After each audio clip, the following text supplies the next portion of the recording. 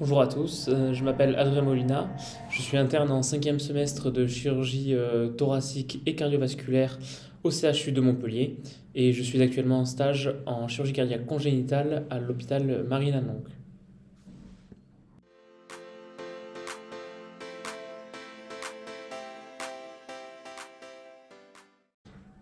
Alors oui, on peut être amené à faire des annonces. Le cas classique, je dirais, c'est en garde de nuit ou de week-end.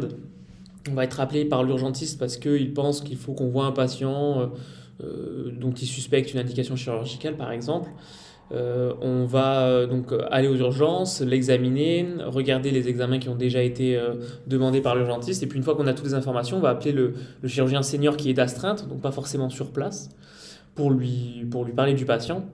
Et si jamais il considère qu'il y a une indication chirurgicale urgente, qu'il faut amener le patient le plus rapidement possible au bloc opératoire, c'est à nous que va revenir d'annoncer au patient qui va être pris en charge, comment ça va se passer et que voilà, on va devoir le prendre en urgence pour en fait gagner du temps et ne pas avoir et aller au bloc le plus rapidement possible.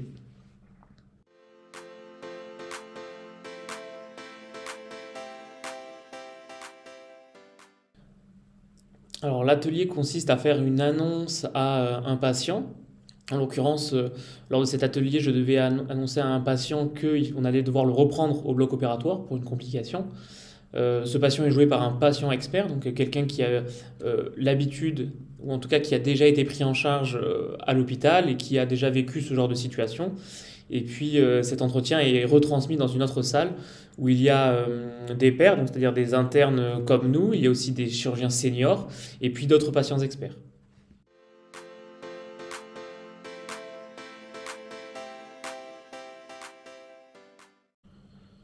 Alors oui, je pense que ces ateliers sont très intéressants, même si aucun patient ne reçoit l'information de la même manière, et bien qu'on essaie de s'adapter à chacun, on va avoir tendance à répéter des formulations ou des manières de faire parce que l'on a eu l'impression que ça s'était plutôt bien passé, que le patient avait bien été réceptif lorsqu'on a utilisé tel ou tel mot par exemple.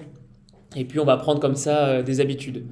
Sauf que dans les faits, on a l'impression, mais on n'a jamais vraiment le retour du patient sur la manière dont il a perçu l'annonce.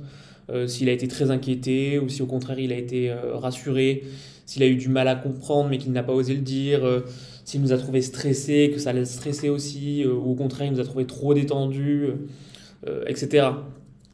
Donc cet exercice permet d'avoir un retour sur la perception qu'ont les patients de notre annonce. Et puis comme c'est retransmis aussi dans une salle où il y a d'autres internes et des chirurgiens seniors, ça nous permet d'avoir leur avis sur eux, comment ça s'est passé, certaines de leurs expériences et ce qu'ils pensent qu'il vaut mieux qu'on utilise euh, tel ou tel terme. Euh, Plus que dire ça, c'est là tu es mauvais quand tu fais ça, etc. Le but, c'est plus de mettre en lumière les mauvaises habitudes que l'on peut avoir pris, les tics de langage aussi, et, ou alors au contraire insister sur ce qui est plutôt bien fait et ce qu'il faut bien garder à l'esprit lors d'une annonce parce que ça compte énormément pour le patient et c'est le genre d'information qu'il veut à tout prix que l'on transmette lors de ces annonces.